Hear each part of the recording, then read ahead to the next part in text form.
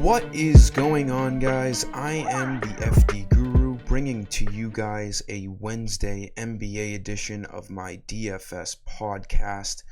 Last night was a load of bullshit, honestly. Pokuševski on the Thunder just not playing after dropping his first career triple-double, not even getting ruled out. When I saw that happening, I knew we had some bad juju on our night. Giannis had one of his worst games of the year. If he ended up playing a normal game, we probably would have cashed in, but that'll happen, especially at the end of the regular season. There's going to be some weird nights. Just make sure you monitor your bankroll accordingly. You know, everyone's different. But, you know, especially at the end of this regular season, you should never have nights where you're going necessarily all in or more than usual. We have the Masters and MLB opening up tomorrow, or starting up, I should say, tomorrow. I will have Masters content on my website later tonight after this NBA slate locks. We only have 6 games on tonight's slate. Not a ton of value, but I found some good plays to put in this video, and hopefully they help you build a nice, strong lineup. Looking for a nice bounce back. We still put up like 340 last night, but the cash lines were so high, and we ended up just falling short. So drop a like on this video. Make sure you're subscribed.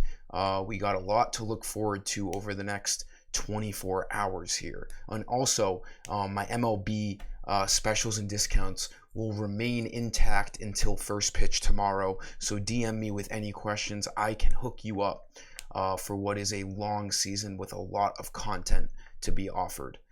For point guard tonight, Ish Smith looks really good on the Wizards. The Wizards don't have anything to play for. He's been getting extra run lately. Thomas Satoransky has been starting but not playing as many minutes as Ish Smith. Smith has been outperforming him 30, 27, and 29 minutes over the last 2 games or 3 games. He only needs 22 fantasy points to hit value. He's been a nice spark off of this bench, and he's going to get mid-20s in minutes, and he has shown that he is definitely a fantasy point per minute kind of guy. As long as he gets over 20 minutes tonight, he should have a really good chance at hitting value even off of the bench for the Wizards. For shooting guard, let's go to a guy that a lot of people were on last night except me. Kyrie Irving was super chalk in cash games, and he did not disappoint. I was worried about a blowout against the Rockets, but the Rockets stayed in it.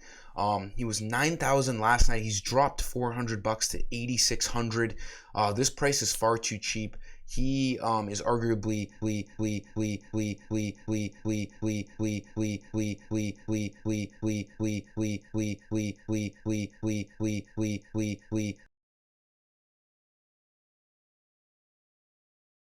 Kyrie and KD. This Nets team is pretty brutal, so expect Kyrie to shoulder the load once again for the Nets alongside KD. He went off last night. He's playing 40 minutes a game, 4 out of his last 5 games, so he's going to be out there, and he'll have a great chance at crushing that price tag. He needs 43 fantasy points to hit value. He got 60 last night, averaging 44.5 on the year, so he is a great play, and it's even better that you can throw him in at shooting guard as well on FanDuel. Small forward, let's stick in this game. This game is very intriguing tonight. It's got a pretty high over-under. It should stay competitive. RJ Barrett has seen a ton of usage with no Julius Randle on the court. 7,600 still too cheap. He should be like 8,600. He needs 37 fantasy points to hit value. He's got a great high floor. Other than that game against Cleveland, where I think they got blown out, he's been really good. He's shown a floor of 30 fantasy points. He got 42 last game. Like I said, he needs just 37. Makes for a nice strong play. As you can see in his game log, he gets in the mid-30s and presents that 50-point upside that he's done a couple of times in the past couple of weeks.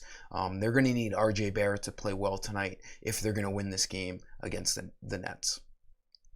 Sticking in this game, alongside RJ Barrett, Obi Toppin's been the next guy with the most usage here on this Knicks team, and he has been really proving to New York that he can be, a really everyday player for an NBA team. He didn't really play much when Julius Randle was playing, but over the last 2 games that Randle's been out, he's played a combined 75 minutes, and he's been a fantasy point per minute guy. 30 minutes 2 games ago, 33 fantasy points. 35 minutes last game, 35 fantasy points. He was only like 4,400, and now he's up like $1,000, but that's still fine. He needs 27 fantasy points. He's got no one really competing for him at the forward position, so he should be on the court for 30 plus minutes once again tonight, since he has shown the Knicks that he can be a great producer when given the opportunities. And then for center, I don't love the center position as of right now tonight, but DeAndre Ayton, that price tag is really jumping out to me on FanDuel at $6,200. A pretty good matchup against the Clippers here. He only needs 31 fantasy points to hit values, coming off of a 42.6 game last night against the Lakers. It's a little scary that he's only played 25 and 26 minutes over the last 2 games, but he should be projected for 30 plus here tonight, and he's easily a fantasy point per minute kind of guy, and he has 50 point upside. 42 last night and only 26 minutes shown that he is very productive when on the court. He's averaging 34 minutes on the year.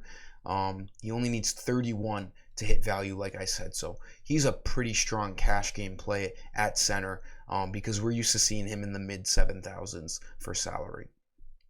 That'll sum up today's video, guys. I'm super excited for tomorrow. We got NBA as usual with MLB in the afternoon. And the Masters starting up early in the morning. So if you're a sports guy, tomorrow is literally like Christmas. So let's get after it. Like this video. Make sure you're subscribed. Until next time, I am the FD Guru, and I am signing off. See ya.